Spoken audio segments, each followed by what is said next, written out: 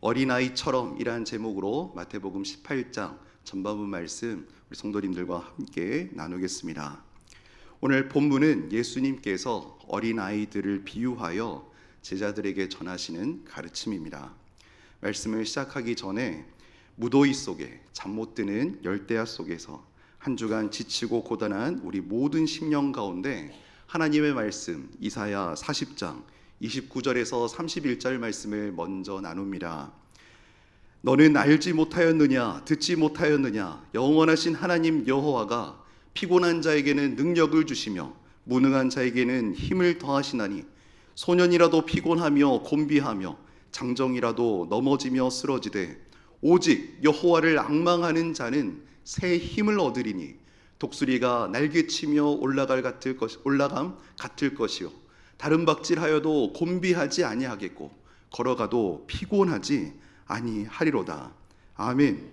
살아계신 하나님의 말씀이 주를 사랑하시는 우리 모든 성도 한 분 한 분에게 힘을 주십니다. 일으켜 세우십니다. 많았던 여름 사역들, 단기 선교, 전반기 동안 부르셨던 삶의 현장에서 치열하게 살아오신 우리 성도님들의 삶을 아시고 주께서 새 힘을 불어넣어 주시고 새 열정을 허락하여 주십니다. 사람에게 지치고 일에 힘들었던 우리 심령을 말씀 가운데 예배 속에 우리 심령을 어루만져 주시고 일으켜 세워 주십니다.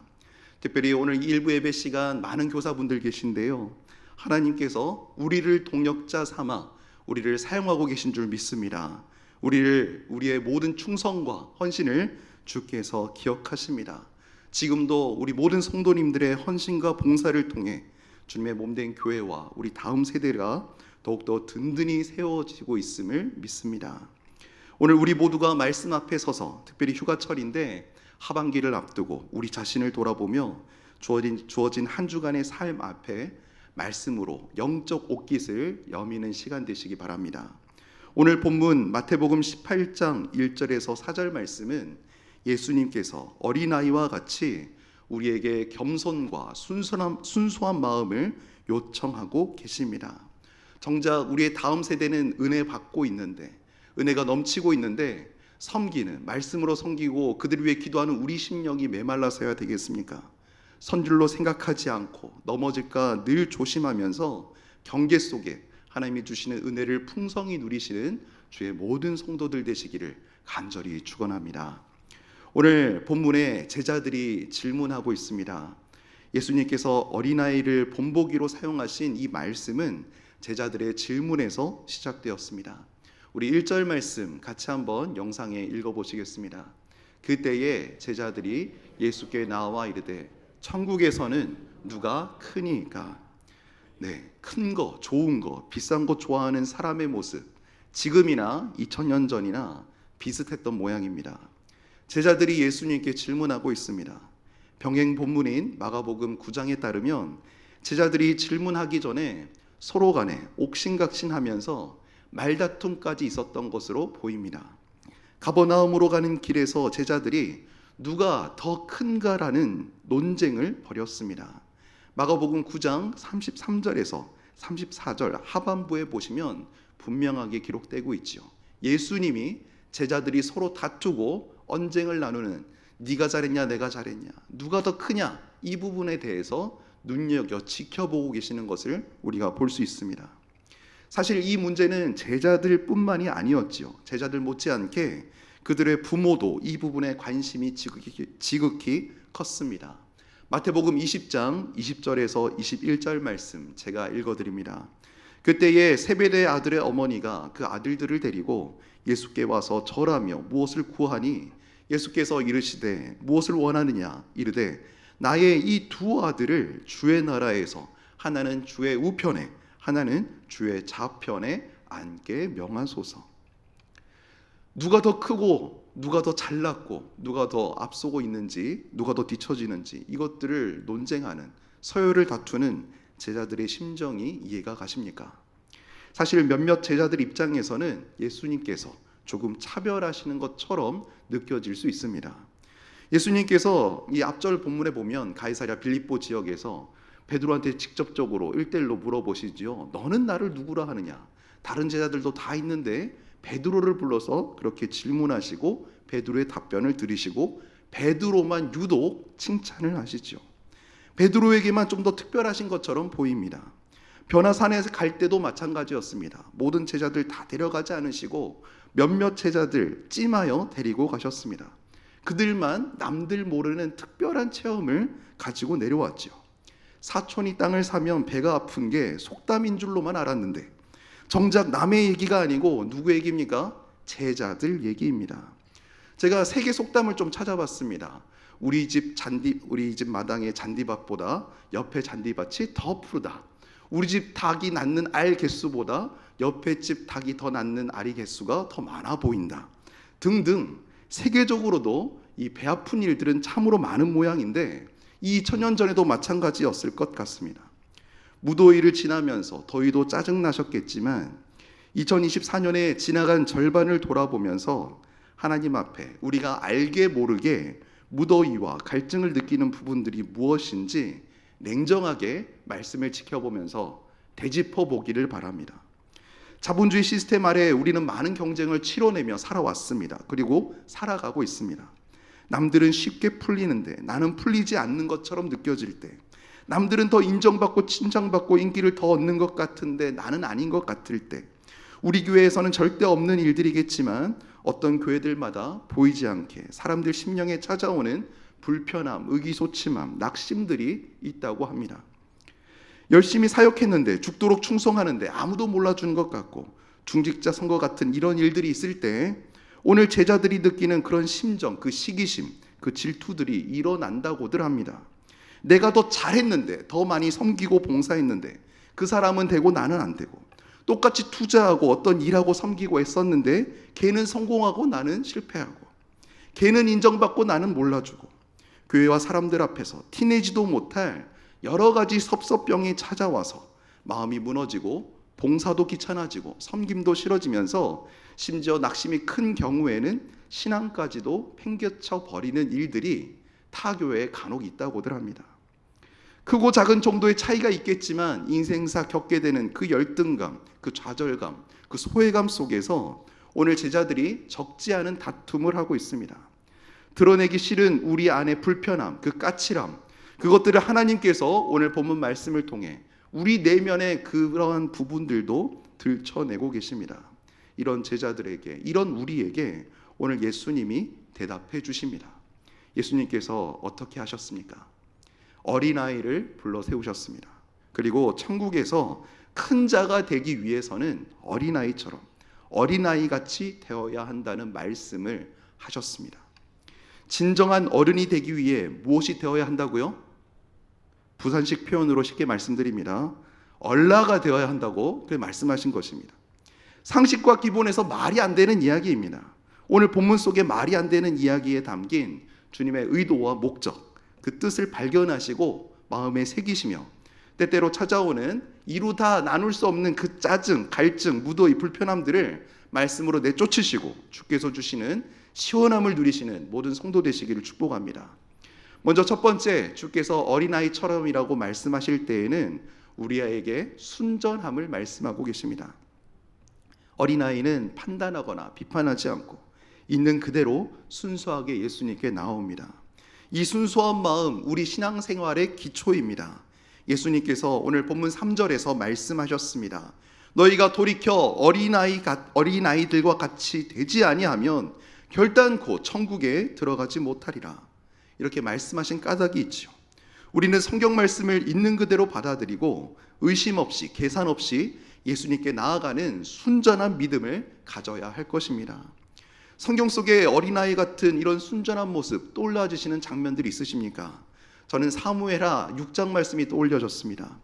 여호와의 법궤가 예루살렘으로 옮겨질 때에 다윗이 있는 힘을 다하여 껑충껑충 뛰면서 춤을 추면서 즐거이 환호하며 기뻐했습니다. 무엇을 고려하지 않았습니까? 자신의 지위, 신분을 고려하지 않았습니다. 왕으로서의 체면이나 권위를 고려하지 않고 전심으로 하나님을 경배하며 기뻐했습니다. 하나님께 대한 순수한 사랑과 경외심이 나타나 보이는 대목이죠.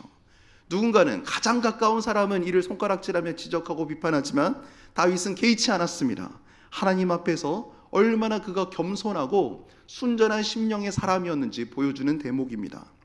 누가복음 10장 38절에서 42절에서는 마르다와 마리아의 이야기가 나오고 있습니다. 이 이야기에서 또 다른 형태의 순전함을 우리에게 알려주고 있습니다. 마리아는 어린아이처럼 순전한 마음으로 예수님 발 앞에 앉지요. 그녀는 세상의 염려와 분주함에 휘둘리지 않고 오직 예수님께 시선을 집중하고 마음을 쏟았습니다. 이는 어린아이의 순전한 모습과 다르지 않습니다. 이 마리아 여기서 그치지 않지요. 요한복음 12장 말씀에 보시면 매우 값진 순전한 나드 향옥합을 깨뜨려서 예수의 발 앞에 붓고 그 머리털로 닦으며 온 집에 향유 향기가 가득하게 만들었습니다. 마태복음 14장에서는 베드로의 순전함이 나옵니다. 예수님께서 무리를 걸어오시고 계셨고 그 모습을 본 제자들은 다 놀라 나자빠졌는데 이 베드로는 예수님을 확인하자마자 상황이나 환경, 배 위에 있다는 사실도 잊어버리고 예수님을 향해 나아갔습니다. 어떤 일이 벌어졌는지 아시죠? 배에서 내려서 물 위를 걷기 시작했습니다. 그는 오직 예수님만을 바라보며 순수한 믿음으로 발걸음을 옮겼습니다. 베드로가 물 위를 걷기 시작했을 때 그 믿음, 어린아이의 순수한 믿음과도 같았습니다. 그는 복잡한 계산이나 두려움 없이 오직 예수님의 말씀에 따라 순수하게 발걸음을 옮겼습니다. 어린아이에 대한 비유는 마태복음 18장에서만 나오지 않습니다. 마태복음 19장 13절 15절에서도 보시면 사람들이 예수님께 안수받고 기도받기를 바라면서 어린아이를 데리고 왔지요. 이때 제자들이 꾸짖었습니다. 어린아이가 못 오도록 했지만 예수님은 어떻게 말씀하십니까? 19장 14절 말씀 우리 다 같이 한번 영상을 통해 읽어보시겠습니다. 어린 아이들을 용납하고 내게 오는 것을 금하지 말라. 천국이 이런 사람의 것이니라. 아멘. 예수님은 어린아이와 같은 믿음을 가장 위대한 믿음이라고 선언하신 대목입니다. 어린아이와 같이 순수하게 주를 향해 나오는 이 믿음의 모습, 그 순전함을 우리 자신을 보면서 돌아볼 수 있기 바랍니다. 사도 바울도 이 단어, 순전함이란 단어를 빌립보서 2장 15절에서 16절에서 나누고 있습니다. 우리 같이 한번 읽어볼까요? 이는 너희가 흠이 없고 순전하여 어그러지고 거스르는 세대 가운데서 하나님의 흠 없는 자녀로 세상에서 그들 가운데 빛들로 나타내며 생명의 말씀을 밝혀 나의 다름질이 헛되지 아니하고 수고도 헛되지 아니하므로 그리스도의 날에 내가 자랑할 것이 있게 하려 함이라. 아멘. 우리의 신앙생활에서 이와 같은 순수한 마음, 순전한 심령을 우리 또한 갖출 수 있길 바랍니다. 하나님과의 관계 사이에서 무엇을 주저하고 계십니까? 무엇을 망설이고 계십니까? 얼마나 인생사 가운데 치이고 힘들고 고단했던 일들을 겪으셨기에 하나님과의 관계에서조차 주저하고 망설이고 계십니까? 우리가 세상의 염려와 두려움에 휘둘리지 않고 오직 우리 주 예수님을 바라보며 믿음의 발걸음을 내딛는 것이 너무나 중요합니다. 주님, 우리를 온전하게 순전하게 변화시켜 주시옵소서. 기도 제목 삼으시는 시간 되시기를 축복합니다. 두 번째로 오늘 본문 말씀을 통해 어린아이의 의탁함을 드러내고 계십니다. 로마 시대의 어린아이는 사회적으로 낮은 위치, 인정받지 못하고 지금의 인권 이런 것들이 없던 시대였지요. 우리나라의 어린이날도 제정된 지 얼마 되지 않은 것들을 보면 인류사에 있어서 어린이들을 어떻게 대했는지를 너무나 잘 알고 계실 것입니다. 그런데 예수님께서 그런 어린아이를 존중하며 환영하셨습니다. 예수님께서는 이 어린아이의 낮은 마음을 높이 평가하시면서 천국이 이런 자들의 것이라고 하셨습니다. 어린아이의 특징이 무엇입니까? 부모를 전적으로 의존합니다. 하나님은 자신의 자녀가 하나님을 전적으로 의존하고 믿고 따르기를 기다리고 계십니다. 이는 팔복에서 말씀하신 마음이 가난한 자는 복이 있나니 천국이 그들의 것이며 라는 말씀과 일맥상통하는 내용입니다. 인생사를 겪게 되며 수많은 사람들이 무엇을 의존하고 무엇에 의탁하고 있습니까? 세상에 많은 사람들이 다른 것들을 의존합니다. 대부분의 현대 직장인들, 누가 월급을 더 많이 받나, 누가 더 많은 영향력과 권력을 가지고 있는가에 굉장히 중요한 관심사를 가집니다. 겉으로 그것을 다 드러내지 않지만 아주 멋있고 겸손하게 말을 하곤 하지만 그 내면을 깊이 파고 들어가 보면 결국은 자기 안위 문제에 연연하고 있는 것들을 우리가 인생사 살아가며 많이 보지 않습니까? 현대인들은 자본주의 사회에서 비교하고 비교당하는 삶을 살아갑니다. 누가 더 큰 집에 사는가? 누가 더 멋진 새 옷을 입었는가? 누가 더 좋은 자동차를 탔는가? 누가 더 좋은 가방을 맸는가? 이런 것 등등 그런 수많은 것들로 서로를 평가하고 서로의 삶을 재단합니다. 이러한 관심들은 분명히 전합니다. 세속의 관심입니다. 그리고 죄인들이 갖고 있는 관심의 영역입니다. 바로 이것이 인류를 불행하게 만들었죠.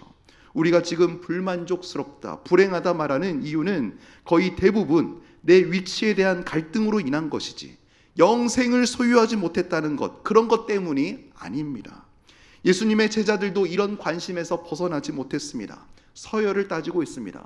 누가 더 예수께 인정받느냐를 이렇게 순위를 매기고 있습니다. 등수 매기고 있고 없고를 계산하기에 누가 더 큰 자인가 하는 문제를 안고 떠안으면서 갈등하고 다투고 있습니다. 우리가 하나님께 어떤 존재인지 기억하시기 바랍니다. 호세아서 11장 3절에서 4절 말씀에 하나님께 있어 우리가 어떤 존재인지를 기록해 주고 계십니다. 우리 같이 천천히 함께 읽으시겠습니다. 그러나 내가 에브라임에게 걸음을 가르치고 내 팔로 안았음에도 내가 그들을 고치는 줄을 그들은 알지 못하였도다. 내가 사람의 줄 곧 사랑의 줄로 그들을 이끌었고 그들에게 대하여 그 목에서 멍에를 벗기는 자같이 되었으며 그들 앞에 먹을 것을 두었노라.